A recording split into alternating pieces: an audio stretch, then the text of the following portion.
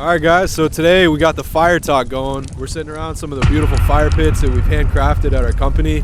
We're going to start off with some sparks. We're talking about the importance of emission today, fuel sources, and steel sharpens steel.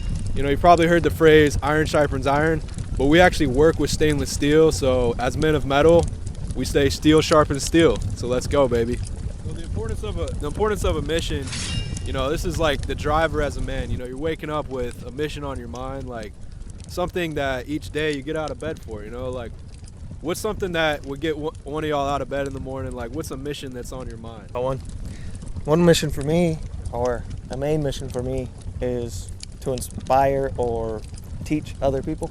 Obviously, most of you guys know here, I'm pretty much trained all of you in one aspect or another, or all of them. So being able to show you guys and you'll be able to do it without my help really drives me to learn more so I can teach more, for sure. I really like teaching people. I've always liked learning myself, so teaching other people, and as soon as I see them gravitate and understand it, that's definitely when it really hits home for me, for sure. I think too, like if you're teaching, you can learn so much through teaching somebody that, you know, the teacher becomes a student in a lot of ways. That can be a big thing. You can grow a lot that way.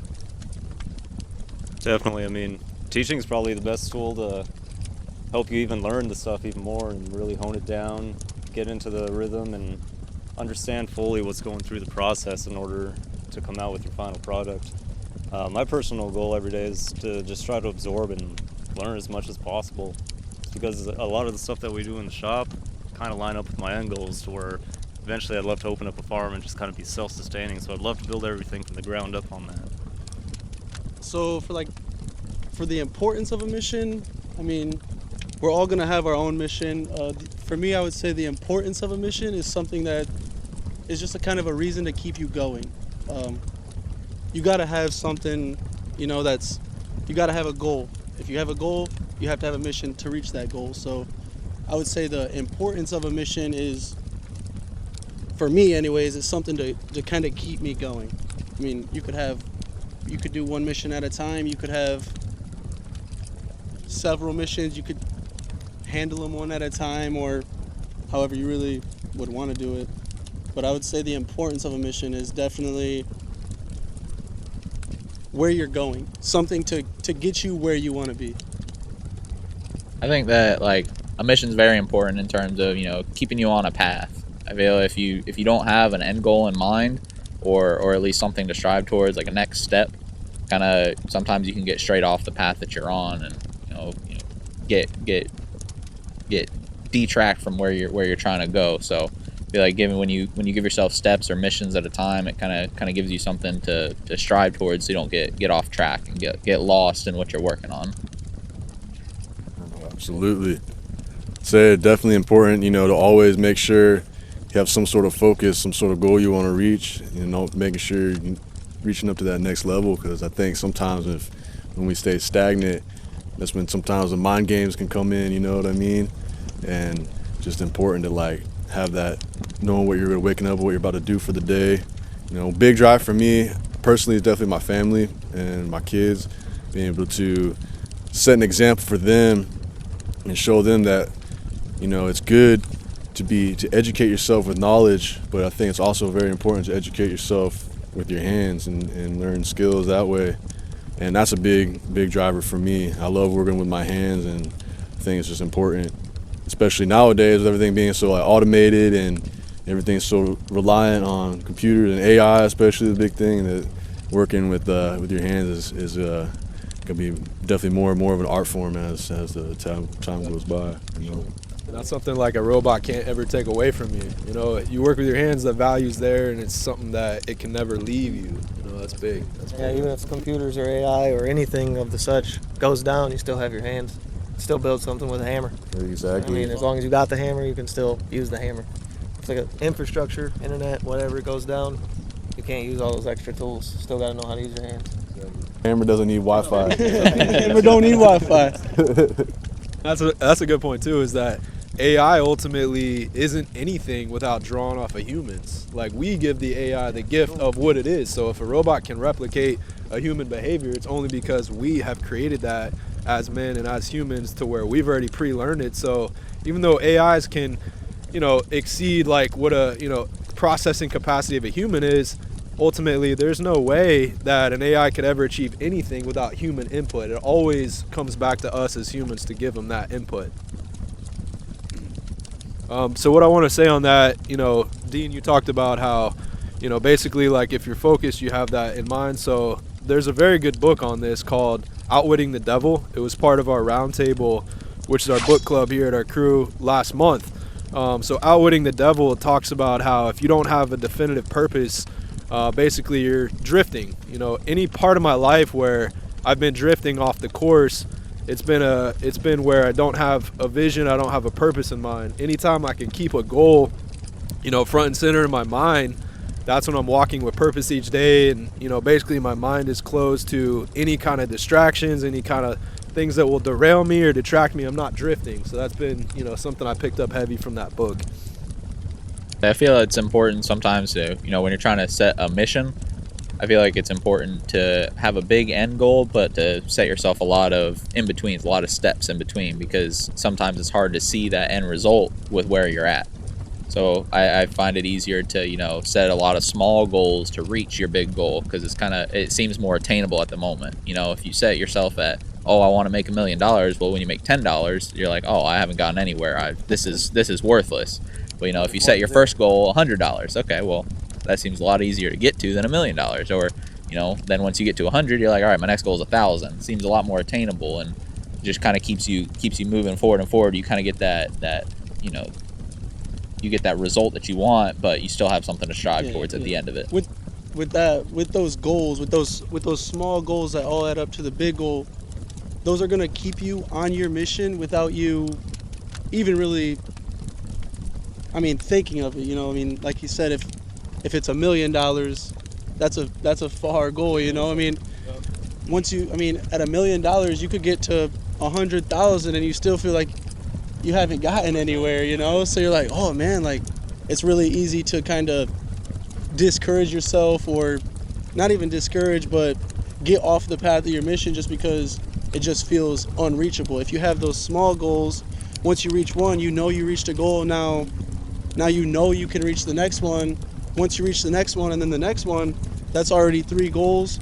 Now you're already partially through your mission without even actually cognitively like thinking of the mission. You're just trying to reach those goals, reach those milestones, and then at the end of it, you look back and all those milestones, it's a timeline, and that was your mission right there. And that's where even in our weekly fabrication, where we literally, the big turning point, I would say, even when we set up our point system, is whenever we broke it down into bite-sized weeks, to where it was, all right, so this week we need to hit 500 points because our monthly goal is 2,000.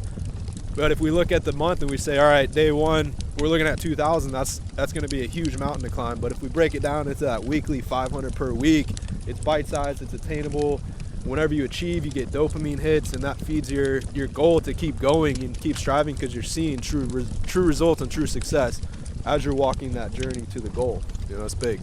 I would say even that push or that dopamine release gives you that next push for the next one. And when you achieve something that releases that, it makes you want to achieve the next one even more. You can kind of say it's almost like an addiction even.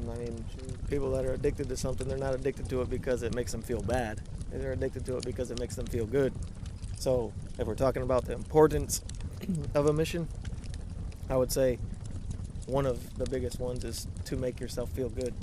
Like you said, if you're just kind of wandering through life and not going anywhere, not necessarily not going anywhere in life, but not going towards the way you want to go, you might not end up being as happy as you could be if you had a mission to strive for. Even if you don't hit it right when you want to hit it, at least you have something to go for and something to say for yourself. Failure always, is one step closer to success anyway. So even if you're like, all right, goal's $1 million, but you hit 800,000, like that's still 800,000. Like you're still 80% of there, and you've already achieved so much through that. So it's good to set goals, even like we always talk about, like setting a goal that's just enough out of reach, like almost you have to like dislocate your arm to like get there. It's like it's so close, but like fingertips away. is how I like to personally set goals. And I think even as a team, we want to be at that cusp of like, it's just enough out of reach, but we know we can hit it if we really strive for it. You know, that's been, Yeah, you gotta try as hard as you can, and then just try a little bit more, and then that's when you reach your goal. If that's not what you're doing, then your goal probably isn't high enough. I know. right. For sure. Want to get pushed. We want a challenge.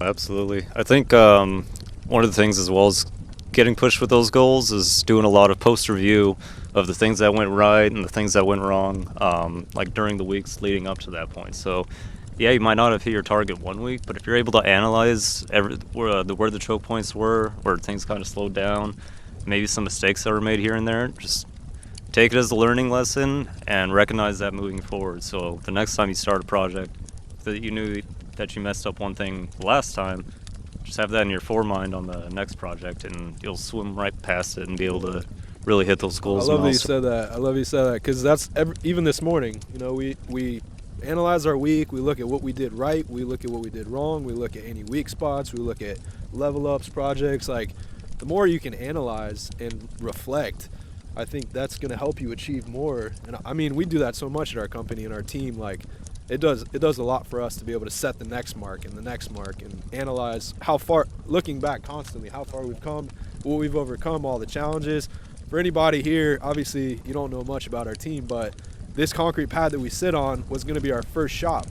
So we reflect on this and look at, you know, now we're in a about 8,000 square foot shop. It's a legitimate warehouse, but this was going to be our first shop. So we reflect on those days, those humble beginnings, and that's like little tidbits of like reflecting on that and how far you come.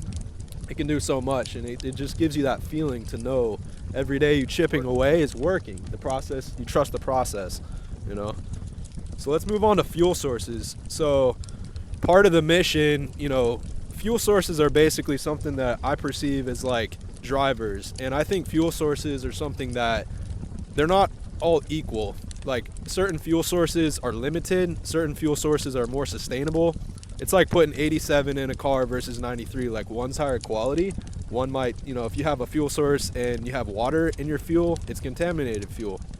Examples could be of these fuel sources are family, money, legacy, ego, revenge.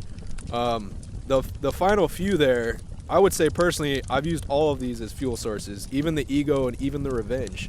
They can be good, but they can also be very poisonous and toxic to your mind.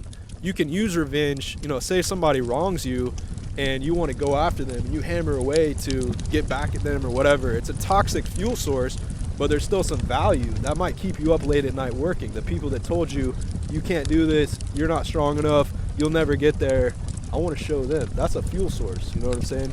So let's expand on that and kind of see where we can go with that one. A good fuel source for me is in my faith, ultimately, but I think it's important what we pay attention to, what we're fueling ourselves with, fueling our minds with. You know, we can listen to the negative voices saying that we can't do that, we can't do that, pointing at our circumstances, saying, well, how are you going to do this with what you got right now? And then, like, I'm not going to fuel myself with those, you know. I'm going to fuel myself with stories and surround myself with other people that have already been in the mud and know and have all come out through the other side and say, yeah, you know what, it doesn't matter what so-and-so might say. What matters is what you say to yourself, you know, what you're putting in your body. Like, if you're putting, like you said, if you're putting good fuel in your car, it's going to run clean. If you're putting dirty fuel, it's going to run dirty. So it's like we're going to feed the positive side in our mind, because like when we put something in us, we're like a vessel. Like, we put positivity in us, and we're going to bear that fruit, that positive fruit. If we're just taking that negative, then there's going to be negative results, you know. It's kind of the way I look at it. But of all those five that you mentioned, kind of going back to what I said earlier, family is definitely a big important thing, leaving that legacy behind, showing my kids that regardless of what the circumstances may be, whether it's economical or, you know, physical, there's always an opportunity to push through that and overcome it, you know. Always have a hammer in the toolbox. Exactly. Nope. I kind of feel similar to Taylor, you know, a lot, and similar thing as family. You know, I got a baby on the way. It's a big pusher. Kind of throw yourself into a situation and you adapt to the situation, And I find also another big pusher for me is a lot of people, being as young as I am, a lot of people try to tell me, oh, well, you're young, go out, do this, go out, do that, go out, go live your life while you can. It's like, well, then you're just setting yourself up on you're starting on bad grounds. If I set myself up for success in the future, makes the rest of the walk easier. And I also find that some people, say, oh, well, you can't do that. You're so young. You shouldn't be able to do that at the age that you're at. Well, it kind of pushes me to show and, kind of prove people wrong and be like, no, I might be young, but I can still make it happen. I can still do the things that I want to do, regardless of if it's, something that somebody else might not do until they're older. But, I set my mind to it.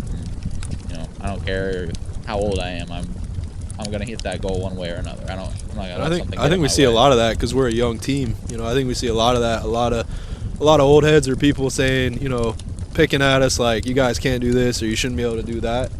We've battled this the whole way. If you see success at a young age, you got these people heckling you from the sidelines the whole way. But the people that want to talk and troll you, they're sitting on the sidelines. They didn't have the balls to actually go off and do things earlier on in their life, so they want to talk and tell other people what they should do, but they're just going to sit there on the sidelines. That's where I find a lot of these people are.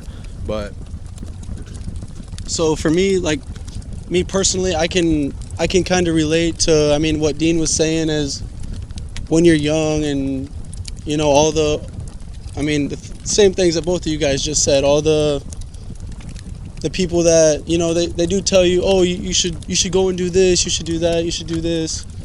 What fuels me would be my future. What fuels me is my mission. When I started this mission that I'm on currently, I was 19. So, at 19, you could go any which way, millions of ways. And people always are going to tell you, yo, you want to do this, you want to do that. But what I'm doing is what I want to do. There's a reason that I'm doing this. So what fuels me would be my future. I want to make sure that in the future, when I'm X years old, however, whenever it happens, is I want to be set. I want to have what I need to have. I want to be financially free. I don't want to have to worry about finances. For me, so yeah, it can even relate to money. And money is a big fuel source for me. I want to make sure that in the future, right now, if I need to work 70 hours in a week, I'll work 70 hours in a week. If I need to work 80, I'll work 80. Whatever the number is, I can do that now, because I want to make sure that when I'm, 45, 50 years old, 40 years old, I don't have to be worrying about, when's it, yeah, exactly. I want to pay it all now, so that way when I am financially free and when I restart a new mission, I will be able to just kind of, it'll just set me up. It'll just set me up to be, build off your old mission. You gotta set exactly. a strong base to build off your old mission. So for me personally, a strong fuel source would be my future. Yeah. And can't compare ourselves either to somebody else's, where they're at in their mission. Their mission is different. Their struggles are different. Everybody's got different circumstances, I think comparison can be such a big killer, especially when it comes to what you're trying to, fuel yourself with. Especially with the internet. This is a thief of joy. Exactly. The worst part is a lot of times they're envious of what you have and you're envious of what they have, and it's just a revolving door of endlessness. You always want what you don't got. And the Lamborghini's renting. Yeah, exactly. It's prop money. Prop money. I would say most people would agree, I'm sure, is money is a big fuel source. I would say everybody knows, as bad as it is or unfortunate as it is, we all live on this earth, so money is kind of weird. Money makes the world go round. Yeah, where do we pay the money to? If money was never invented, would we need money? That's how I like to think about it. There would be no money. We would just, if we needed a banana off the tree, we'd just go pick the banana off the tree. Trade the guy a fruit for a different fruit. But anyways, so money is a big one. Not necessarily like do anything for money, scheme and scam and stuff like that. Some people get too engrossed, kind of like what you said, bad fuel. Money can also be bad, can definitely make people do things they wouldn't normally do in their right mind. But I would say a big fuel source is being able to be, like Logan said, financially free. I feel like some people kind of give the, everybody's heard the saying, money can't buy happiness. Well, I agree with that and disagree with it in the same way. An unhappy person will always be unhappy. A happy person will always be happy. But money can help you put you in the right place to be happy. I feel like, some people, they're never happy with whatever they have. You can put whatever you want in front of them, they're never gonna be happy. They're never satisfied. They're always looking for the next thing. But, somebody that's a happy person, they could, start at humble beginnings, and they could stay at the beginning and be happy as well. But, I feel like putting your mindset into that is saying, okay, well, yes, money can't buy happiness, but can money help me put me in a spot that can, relieve some stress? Relieving stress will make you more happy. So if money can relieve stress, then make you more happy. So money itself might not buy you happiness, but money can help you put you in a place to be, be happy. You can buy freedom ultimately, because money will unlock opportunities. It'll unlock choices of, do I want the best groceries? Do I want the best experiences in this life? Do I want the best future and education for my family? Money, it ultimately unlocks all that. If you don't have enough money, you're basically forced into less decisions and less choices and less options. So money can unlock a lot of that. But on the topic of that, I think that an important thing that I think about is money, it comes and goes. So you can't base your attitude of how you treat people based upon money, because it's something that it's always gonna, sometimes you've got a lot of it, sometimes it dips and you have less of it. So if you let that affect the way you treat people or the way that you project your energy out, I think it can be very detrimental to use money as a primary fuel source. I think it can be a very good fuel source to be motivated by it, to unlock the things we're talking about. But I think if you allow it to control the way that you treat people and the way that you react to things, like, say, you got hit with a bunch of bills, it's the first of the month, you come into work and you're pissed off because your bank account is showing less than it did on the last Friday. Is your mood affected by money? That's only gonna, push opportunities away from you. So I think for me, I think about, regardless of how much money I have in my bank account, I want to maintain a positive energy, because it always comes and goes, and ultimately money isn't even real. It's only real because it's the thing that we're after each day, looking We gave at it its value. We're the ones that give it value. It could be, there could be a war that breaks out tomorrow, and ultimately money's gone, and firearms and water are the commodity. We're using money to stay warm. Right, you're burning staying it. warm, we don't need it anymore, It's all circumstantial. So I like to think about that personally. Yeah, I'd have to say I got quite a couple fuel sources. One of them would definitely be just kind of my family. Just watching them through the years have always been kind of an inspiration. Watching how hard they work, putting in 60-hour weeks, putting in 70-hour weeks, staying over late at the business, working 7 days a week, and not having days off for months on end, all in pursuit for them to be able to reach their dreams and be able to work that full time. It's definitely something admirable, and I think that definitely got instilled in me when I was a little younger. So just kind of seeing all the different things that they've accomplished and worked through all throughout their life to finally be able to see where they're at, it's pretty fascinating to see. Another one of mine would probably be definitely knowledge. I'm always trying to learn something new. I'm always trying to attain a new skill. So I'm always thirsty. I'm always trying to turn that faucet on and drink straight from the tap and try to fill up on as much as I can learn. No matter what it is. I like to think I'm kind of a jack of all trades with a lot of things, both in metal business and elsewhere.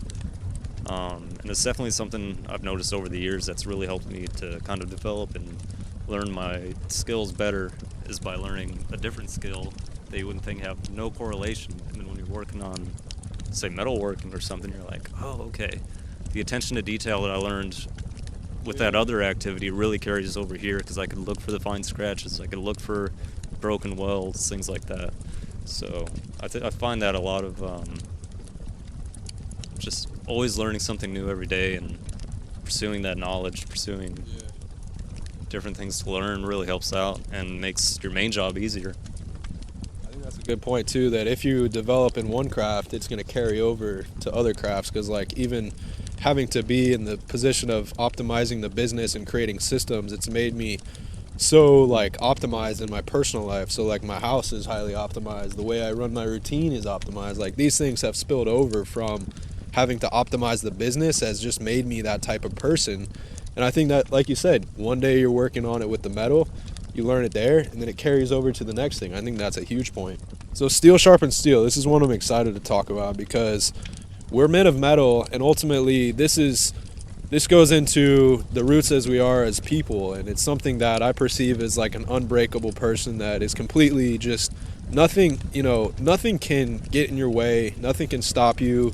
I feel like that about our team. I feel like that about myself as a man. I feel like metal is the ultimate, hard thing that is unstoppable, So being around guys like this and being around this team that we have, we're only sharpening each other through being around each other and even talking about stuff like this. So I have here steel sharpens steel, the importance of being around like-minded, positive influence. Let's speak on that a little bit.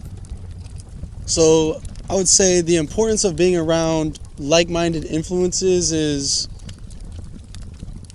to keep you where you need to be, or where you want to be. If you surround yourself with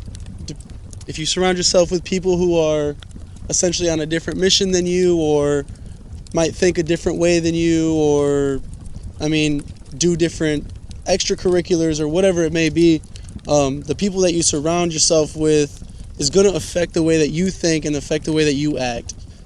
Whether you think it does or not, whether they're your friend or your brother or it doesn't matter who it is. Whether you think they're affecting the way that you act or the way that you think, the way that you move, it is.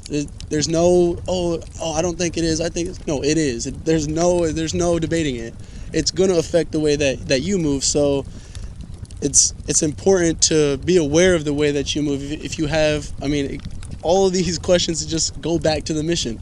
So, if you have your mission and you're hanging out or surrounding yourself, working with, or whatever it may be, people who are not on a mission, or people who don't have the same mindset or same drive, I guess, the same type of drive, it's going to affect you. It's going to knock you off. It's going to send you on a loop. Back to, like you said, our team is full of different demographics, different types of people. We don't all look the same, we don't all dress the same, but we're all on a mission. So that's important. That's a big part of our team. So exactly. So even though, like I said, we're all different, but we are in our head, we're all on a drive. We all know that what it takes. We all want to get there. So surrounding ourselves with guys like this, it's going to help you. It's going to boost you. If you're hanging out, your friends, whatever, not everything that's your friends, or they're not going to think what you think is cool, or what you want to do. You might be super driven, and when they don't think that that's what they would want to do, then they're going to knock you down off of that. They're going to have, negative things to say, whether it sounds negative coming out of their mouth or not. That's their agenda and you have your agenda. So you got to make sure that everybody that you surround yourself with is going to help you get to where you want to be. It's going to help you, even your small achievements, pick you up, pat you on your back, recognize your achievements. If you're sitting here, you're busting your ass and you're just really trying to make it work, and no one's, they're just turning their shoulder, just going away. Something that's super big to you could be minuscule to somebody else. And people that you want to surround yourself with, I would say, people who I want to surround myself with, even if it is minuscule to them, I want them to recognize that it's not small to me. They recognize that to you that actually means something. So even though it might not really mean much to them, they're going to make sure that they still feed into that, because they're going to keep you going. And then same thing to you. You got to recognize that when the shoe's on the other foot. So I would say surrounding yourself with like-minded people is going to keep you going where you want to go. It's surrounding yourself with, I mean, anything other than that is gonna steer you. It's gonna veer off, and there's gonna be, I mean, debating. You got to figure out which way to go, and as soon as you go that way, there's gonna be another way, and then you're gonna have to figure out which way to go. You know, you want to pick where you're gonna go, and you want to keep going that way. You don't want to go up to a V, go off, and then come to a T, and then go off, and then come to a Y. Like it can really stir up. And those are all different like-minded people. If there's 5 different like-minded people, that's 5 different ways to go. If there's 5 like-minded people, there's one way to go and 5 people to get there. I feel like one of the dangerous part of that is being content. Because sometimes, you know, you surround yourself with people that are, you know, that are content with where they're at, then eventually you start to, you know, fall into their kind of, to their valley. You get trapped in being content with what you have, you know. And it's not bad to be, you know, it's not bad to be thankful for what you have, but being content with that you have, you kind of lose sight of that mission, you lose sight of that drive, you lose all that drive. You just say, oh no, I got what I want, I'm good now, and then you get comfortable. So I feel, you know, surround yourself with people that, you know, might have more than you have. It can kind of push you to be like, well, I want to get to where they're at, okay? And then the person that you're chasing after is chasing after somebody else. They're pushing to get where somebody else is, and it just kind of feel like sometimes you can create like a chain effect. You're following somebody you're chasing after. Oh, I really want to be where they're at. Okay, well, they're chasing somebody else is going after something even higher. So I feel like being content, getting comfortable is kind of you know, not an option. You don't want to get comfortable. Say if you do something that makes you uncomfortable, you know, can most times only make you better as a person, and, you know, better at where you want to be. Being uncomfortable pushes you. Yeah, I was pretty much going to say the same point. Kind of surrounding yourself with like-minded people helps keep everyone in that association in check. Obviously, kind of going back to the fuel sources of ego and stuff, being very driven and everything, sometimes people can get egos, even if it's the most small, minuscule one. But being around people that are like-minded, they understand, they've done that too. They see like, hey, that wasn't right or whatever. They're able to tell you something that you might not want to hear, and you're able to accept that and understand you're all on the same mission. So let me just correct my downfall, if you want to call it that. Not really a downfall, but it just helps keep you in check as a person on a mission. So like we just said, it always goes back to the mission. If your mission is stagnant, those people that are like-minded will keep you in check. Like, hey, let's get going. What are we doing? Why are we sitting here? Why are we standing here? Why are we doing this when we could be doing that, or whatever? It just helps keep everyone in that. If your mission is stagnant and the people that you surround yourself with are also stagnant, they're not going to recognize that you're being stagnant. They're going to let you continue to be right where you're at, because they're not where you're at to recognize that. They don't think the way that you think. They don't know the way that you think, and they honestly don't even really care, because they can't even think that way. They don't even fathom it, really. So like you said, if your mission is stagnant, it's important to have unstagnant people around you to, you know, keep you flowing, keep you going. You can have other people to pick you up when you fall down. If you surround yourself with people that are down as well, nobody's going to pick each other up. If you're surrounding yourself with people that are down, as soon as you fall down, they want you to be there, because now you're down there with them. You know, they don't want to see. Exactly. If you level up, then you're pointing out what they're not, you know, because they see, hey, he's going for it and I'm not, so they're feeling some type of way. I can't tell you how many friends I've lost because I'm striving and they're not, and they feel that jealousy, and I see it. And then the gap starts to go, and then you say, okay, this person is wanting me to fail. This person is not supporting me anymore. This is someone I have to shed in my life. You outgrow these relationships, and ultimately, I'd rather walk the lone wolf path than be surrounded by stagnant people that want to just see me fail. The same thing that comes back to your mission. Right there, it just comes back to your mission. All these things to me is just coming back. It's the mission. Mission's everything. Especially to be on a mission with men like us, where we're all focused on, even though we each have our own mission of life, we all have a similar mission in mind: to improve, to be the best, to create the best quality metal products. This is something that we're all on a mission for, so we're going to drive each other. We're going to push each other to those limits, and that's huge. Yeah, someone asked me just actually today, like, if I enjoy what I do.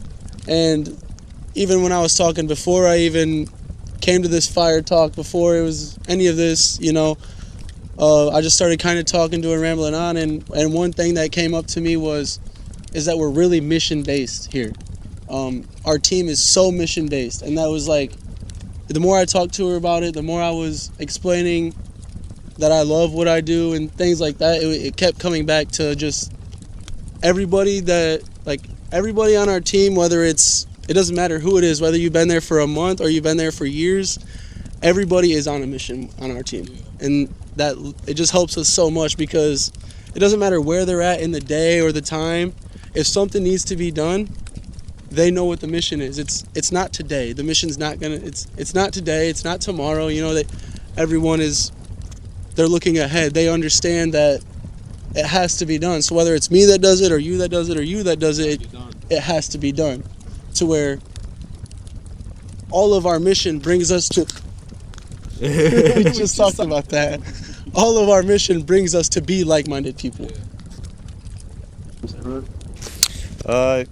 Yes, no, it definitely agree with all points. You know, I think our shop definitely has a special type of synergy. You know, we're always pushing each other, trying to help each other learn new ways and grow in all types of different ways. And, you know, eventually once the teacher teaches the student enough and the student's able to become a master of sorts, you all start to get on a different wavelength, or the same wavelength, I should say, to where, you know, we'll be passing tools to each other, not without even talking. You know, a good song comes on and everyone just has that synergy working together, you know, cutting out pieces and cutting out pieces before they're needed. It is. It's awesome to see. It's just like, you know, you water the flower, or you water the seed, and eventually it sprouts, and come springtime it's ready to bloom, and it's definitely where we're headed. Because we've had that sauce and we've lost it, and we've had to rebuild it. So it's something that's so unique when you have a group of guys grinding towards the same goals. And when it really falls into place, and when we're all clicking on all levels, like, there's nothing better to me. Like, that's ultimate, like, that's amazing. But it's very hard to get to that point, and I would even say it took us some years to get to that point of really clawing through the mud, clawing through the trenches, like. And that's a hard thing to get to, but when you have it, it's very special. Mine gold if you don't get dirty. That's right. That's right. Or copper. Yeah. So I think even I wanted to circle back and say that ultimately a fuel source is a mission. You know, I think having a mission can be a huge fuel source, because we want to be the best in the industry. We want to provide value and show people that the American dream's alive, made in USA, has a definition because we give it that definition by our craftsmanship and by the tools that we use each day. So having a mission, and it's always expanding. You know, our mission is not just we hit this mission and then we sit margaritas on the beach. Like, we joke about this, but the mission will never end. If you in your mission you're comfortable, and then that's death. You know, you're gonna basically just fall apart. So the mission has to evolve, it has to expand, it has to touch more people, it has to affect more lives, it has to have impact. So I think that's important, to always constantly be on that growth pattern. Pretty well. Well, that was our first fire talk, so we hope you learned something. We're going to be doing this every other month, and we hope you'll join us to sit around the fire and go high level. Let's level up together and really do something here.